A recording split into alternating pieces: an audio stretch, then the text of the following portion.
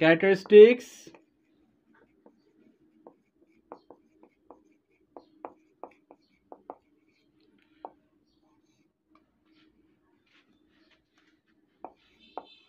for effective data communication.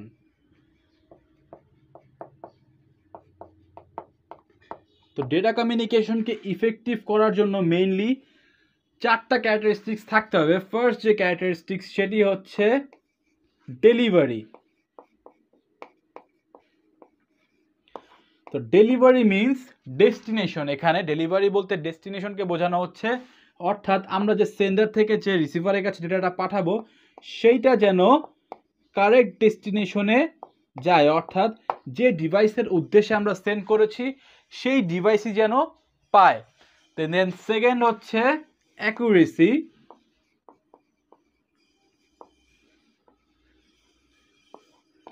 তো এখানে accuracy means হচ্ছে আমরা যে ডেটাটা পাঠাচ্ছি সেটা যেন অ্যাকুরেটলি যায়, মাঝখানে যাওয়ার পথে বা কোনো ট্রান্সমিশন মিডিয়ামে যাতে কোনো রকম এক্সচেঞ্জ না হয়, কোনো রকম ডিস্টরশন না হয়।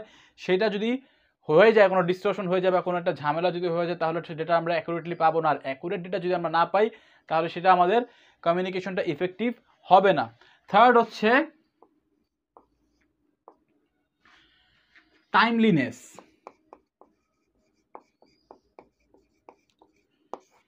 তো এখানে টাইমলিনেস বলতে বোঝানো, একে তো সময় বোঝানো হচ্ছে যে সময় পাঠাতে সেই সময়ের মধ্যে পাঠাবে। আরেকটা ফ্যাক্ট এখানে বোঝানো হয় যেটা হচ্ছে অর্ডার। তো এখন আমরা যদি একটা এক্সাম্পল নিই, সে একটা ভিডিও ফাইল আমরা পাঠাবো, সেন্ড করব। তো ভিডিও ফাইল, অডিও ফাইল এগুলোর ইন জেনারেল হচ্ছে প্যাকেট প্যাকেট আকারে সেন্ড করা হয়। তো কীভাবে প্যাকেট আকারে সেন্ড করা হয়, জাস্ট ফর এক্সাম্পল 10 সেকেন্ড একটা প্যাকেট, দেন 20 সেকেন্ড একটা প্যাকেট, এরকম মানে বিভিন্ন ভিডিও ফাইল বা অডিও ফাইলের ক্ষেত্রে এরকম প্যাকেট প্যাকেট আকারে ভাগ করা হয়। তো এখন এমন যদি হয় যে আমাদের যে প্যাকেট রয়েছে বা এই ভিডিওর কথা যদি আপনি চিন্তা করেন, যে ভিডিও আপনি এখন দেখছেন, এমন যদি হতো এই যে আমাদের যে লাস্টের যে 20 সেকেন্ড রয়েছে এটা সবার শুরুতে দেখাতে শুরু করলো ইউটিউব, তাহলে কি হবে? আপনি কি কিছু বুঝতে পারবেন?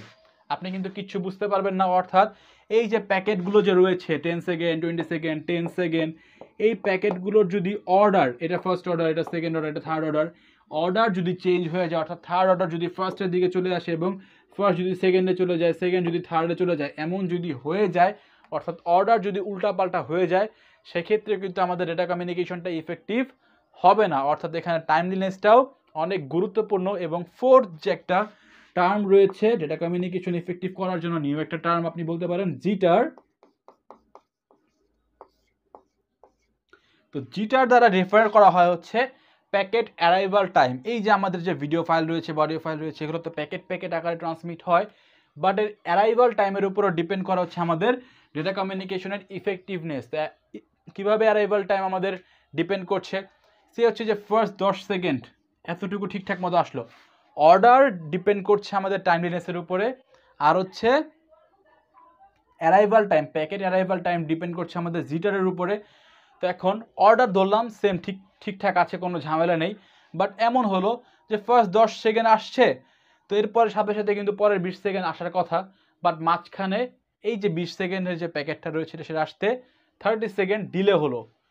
তো এই ক্ষেত্রে আমাদের ডেটা কমিউনিকেশনটা কিন্তু ইফেক্টিভ হবে না। অর্থাৎ এই যে আমি এখন কথা বলছি এমন যদি হয় যে আটকে গেল, এরপরে আবার কিছুক্ষণ পরে শুরু হলো, বাফারিং হয় অনেক সময়, প্যাকেটটা আসতে পারে না, এই যে এই সকল ফ্যাক্টের জন্য হচ্ছে আমাদের ডেটা কমিউনিকেশন তখন কিন্তু ইফেক্টিভ হবে না। তো ডেটা কমিউনিকেশন ইফেক্টিভ হওয়ার জন্য কী ক্যারেক্টারিস্টিক্স থাকতে হবে? ডেটা কমিউনিকেশন ইফেক্টিভ হওয়ার জন্য মেইনলি 4টি ক্যারেক্টারিস্টিক্স থাকতে হবে। ফার্স্ট অফ অল হচ্ছে ডেলিভারি, কারেক্ট ডেস্টিনেশনে আমাদের ডেলিভারি করতে হবে। সেকেন্ড হচ্ছে অ্যাকুরেসি, যেভাবে আমরা ডেটাটা পাঠাবো সেভাবে হচ্ছে অ্যাকুরেটলি ডেস্টিনেশনে পৌঁছাতে হবে। থার্ড হচ্ছে টাইমলিনেস, তো এখানে হচ্ছে টাইমলি ম্যানারেও যাবে এবং অর্ডার ঠিকঠাক থাকতে হবে। ফোর্থ হচ্ছে জিটার, যেটা হচ্ছে আমাদের যে প্যাকেটগুলো রয়েছে সেই প্যাকেটগুলোর অ্যারাইভাল টাইম ঠিকঠাক থাকতে হবে। যদি এই যে চারটা যে আমাদের ক্যারেক্টারিস্টিক্স এটা যদি স্যাটিসফাই করতে পারে তাহলে আমরা বলবো হচ্ছে আমাদের ডেটা কমিউনিকেশনটা ইফেক্টিভ হয়েছে, আদারওয়াইজ নট, কোনো রকম ল্যাকিংস রয়েছে। তো এই হচ্ছে আজকের লেকচার ভিডিও, আশা করি সব কিছু বুঝতে পেরেছেন। যদি আজকের লেকচার ভিডিও আপনার ভালো লেগে থাকে অবশ্যই আমাদের ভিডিওতে লাইক দিবেন। আমাদের চ্যানেলে যদি আপনার সাবস্ক্রাইব না করা থাকে সাবস্ক্রাইব করে নেবেন এবং আপনার বন্ধুদের কাছে এই ভিডিওগুলো শেয়ার করতে ভুলবেন না।